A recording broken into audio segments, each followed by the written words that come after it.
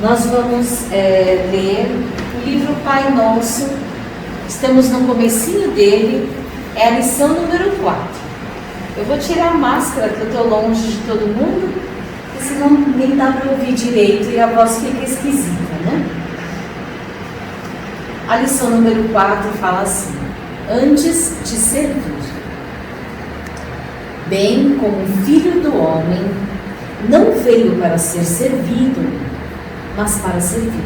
Foi Jesus que falou isso. Está em Mateus capítulo 20, versículo 28. Em companhia do espírito de serviço, estaremos sempre bem guardados. A criação inteira nos reafirma esta verdade com clareza absoluta. Dos reinos inferiores às mais altas esferas, todas as coisas servem a seu tempo. A lei do trabalho, a divisão e a especialização nas tarefas prepondera nos mais humildes elementos, nos variados setores da natureza. Essa árvore curará enfermidades, aquela outra produzirá frutos. Há pedras que contribuem na construção do lar, outras existem calçando os caminhos. O Pai forneceu ao Filho Homem, e à mulher também, a casa planetária, onde cada objeto se encontra em lugar próprio, aguardando somente o esforço digno e a palavra de ordem para ensinar a criatura a ato de servir. Se lhe foi doada a pólvora destinada à libertação da energia, e se a pólvora permanece utilizada por instrumento de mortes semelhantes, isso corre por conta do uso flutuário da moradia terrestre, porque o Supremo Senhor em tudo sugere a prática do bem, objetivando a elevação e o enriquecimento de todos os valores do patrimônio universal. Não olvidemos que Jesus passou entre nós trabalhando. Examinemos a natureza de sua cooperação sacrificial e aprendamos com o Mestre a felicidade de servir santamente. Podes começar hoje mesmo. Uma enxada ou uma caçarola,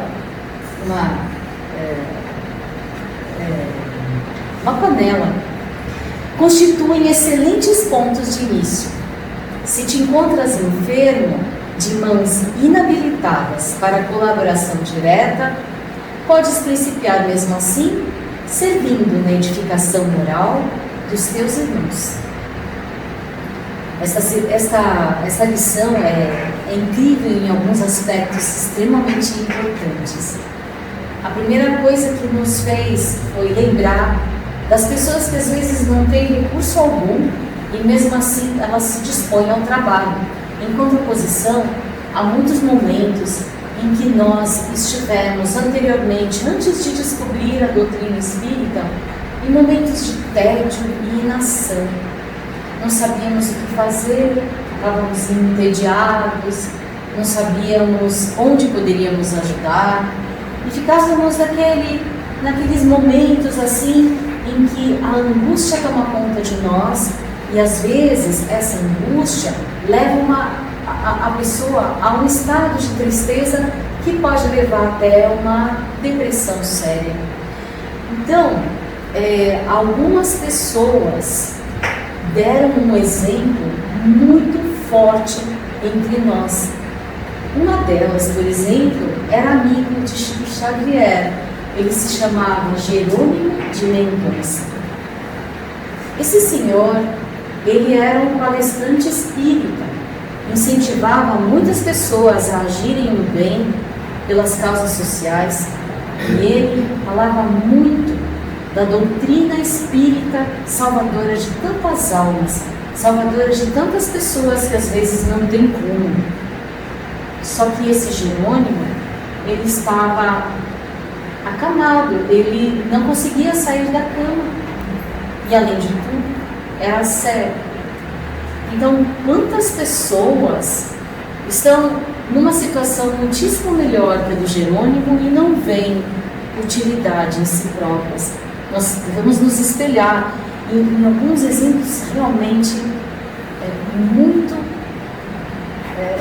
fortes.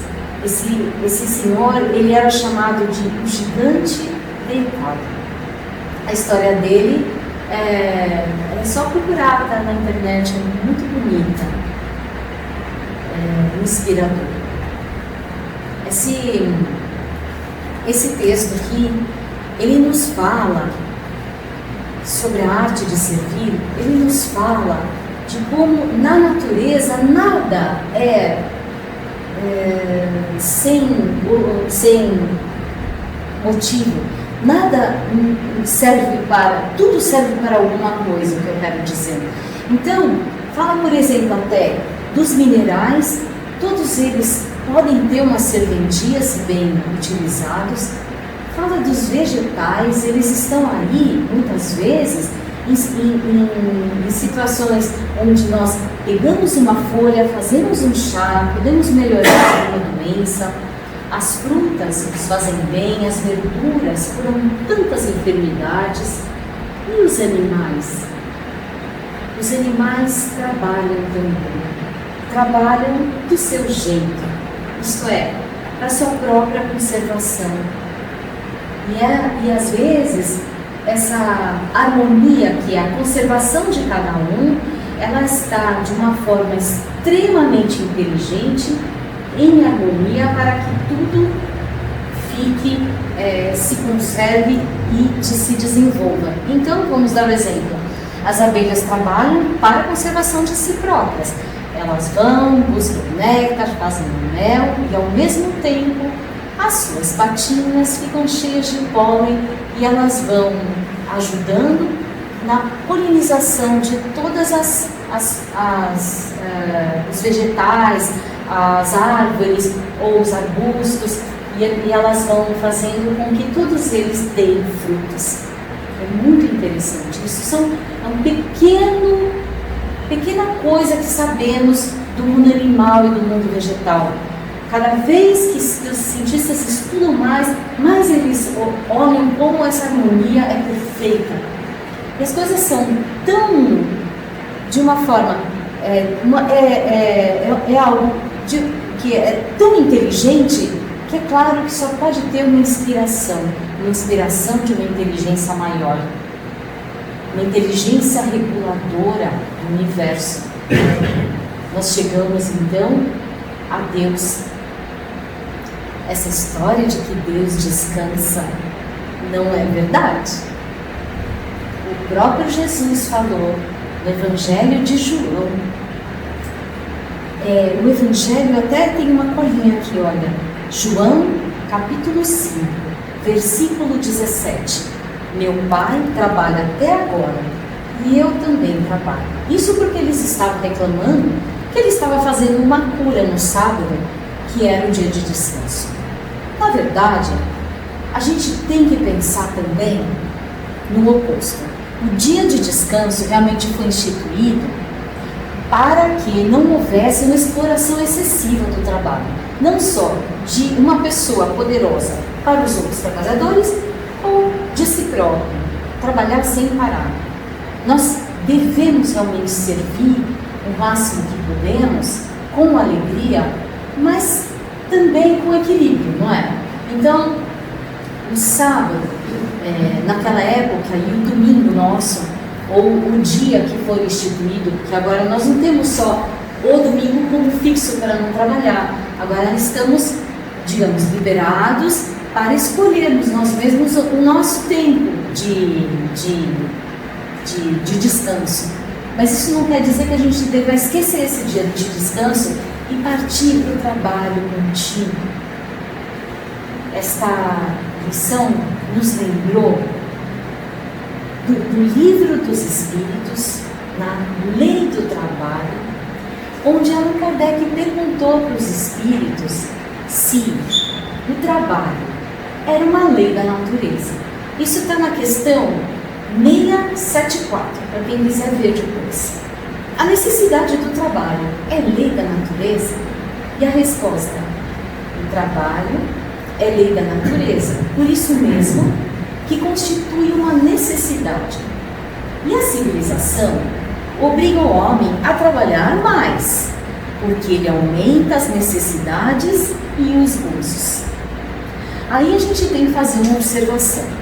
Aumenta as necessidades e os gozos. Até que ponto isso é bom ou isso é ruim? Tá certo que o trabalho, ele desenvolve a nossa inteligência, que faz movimentar o nosso corpo. A gente sabe hoje em dia como movimentar o corpo é bom para que ele fique cada vez mais forte. E movimentar o cérebro é bom para que nós fazemos muitas ligações, sinapses no cérebro. Quanto mais ele trabalhar, melhor. Mas tudo tem um ponto bom. As necessidades realmente foram aumentadas. Nós trabalhamos mais do que os animais, por exemplo, para a sua própria conservação. Eles descansam muito. Quem tem algum animal em casa sabe como eles doam. Eles não trabalham. Nós fazemos com os animais domésticos uma infantilização. Depois nós vamos voltar a esse ponto da infantilização. Nós deixamos eles infantis, não fazemos com que eles busquem a própria comida. Nós damos a comida para eles e o resultado é que eles viram crianças o tempo todo.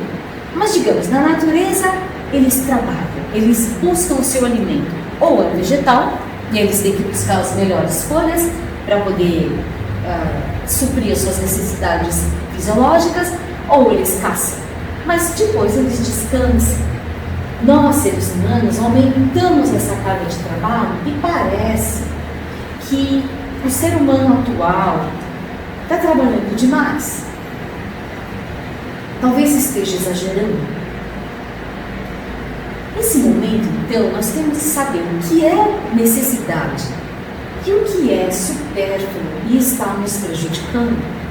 No sentido de que, se nós não tivermos algum momento para a reflexão e para o descanso físico e o descanso mental e a reflexão nas coisas maiores, nós não estaremos bem.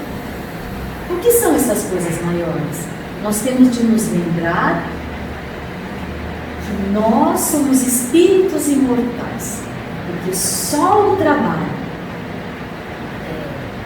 material para a nossa sobrevivência e para as necessidades que criamos não é suficiente para nos deixar bem e em harmonia.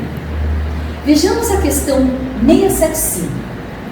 Por trabalho, só se devem entender as ocupações materiais? É a resposta. Não!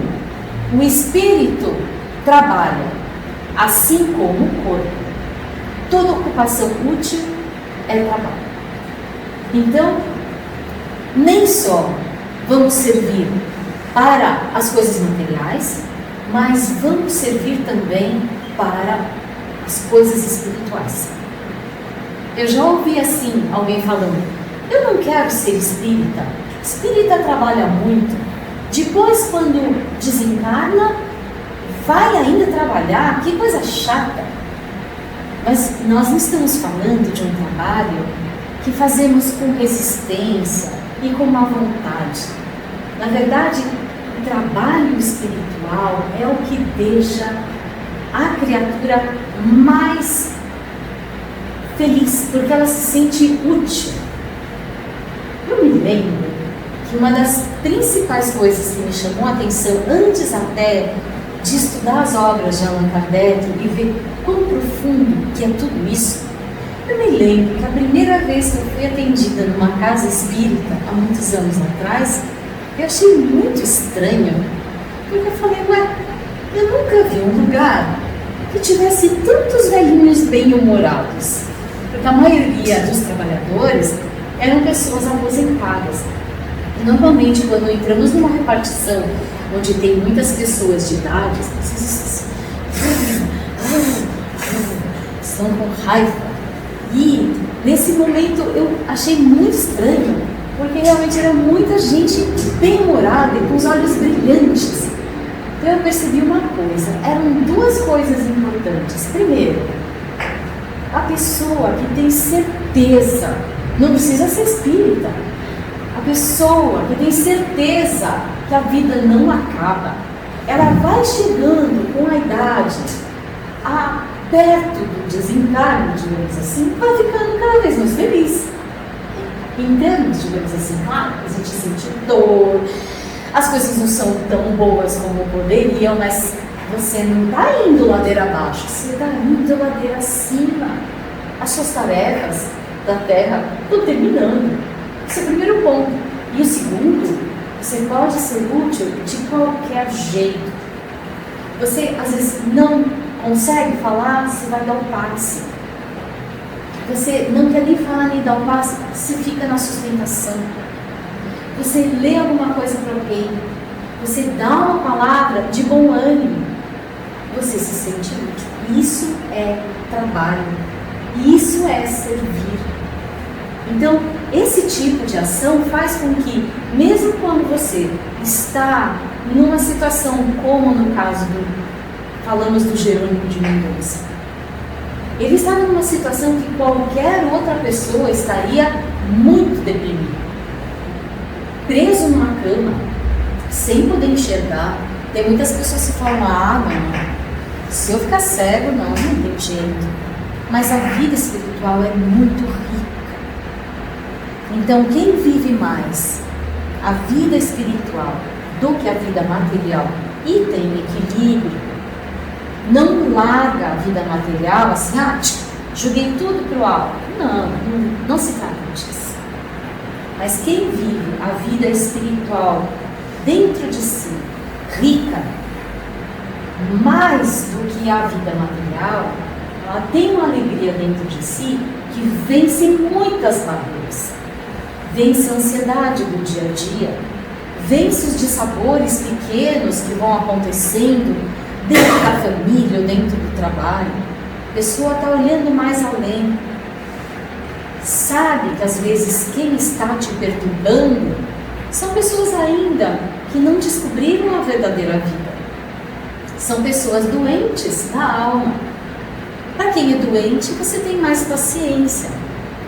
Essa pessoa ainda não percebeu o que é melhor, não percebeu o verdadeiro caminho. Então, não é para dar tanta importância, não é para dar tanto peso em cima dessas pequenas coisas. Estamos olhando para o alto, estamos olhando para a vida maior. E quando pegamos um livro assim, nós automaticamente fazemos de novo essa ligação, porque, vamos falar a verdade, muitas e muitas vezes nós sabemos a lição, nós sabemos a teoria, mas o nosso costume de nos ligarmos às pequenas coisas faz com que a nossa vibração caia de novo. Aí, pega de novo o livro, pega de novo alguma lição, pega uma palestra, mesmo se a gente está fazendo alguma coisa, manual, lavando louça, limpando a casa, fazendo alguma coisa que não necessariamente exija da nossa mente alguma coisa, vamos ouvir alguma coisa, que tem tantas aí, coisas boas que nós temos acesso hoje em dia por causa da tecnologia, na internet. Alguma palestra boa, alguma coisa boa para levantar o nosso ânimo. Porque a lei do trabalho nos convida a servir sempre. Afinal de contas, o mesmo João, que viveu praticamente até os 100 anos, né? João Evangelista. Quando ele estava já doente e de cama, ele repetia: filhinhos, amai-vos uns aos outros. Ele devia ser uma figura magnânima. E mesmo com essa noção de que ele já ele viveu aqui na Terra tantos anos e chegou a ser tão velhinho, nós sempre lembramos dele como um jovem que seguia Jesus. Ele era o mais jovem de todos. E era chamado de amado de Jesus, exatamente por causa da sua grande pureza.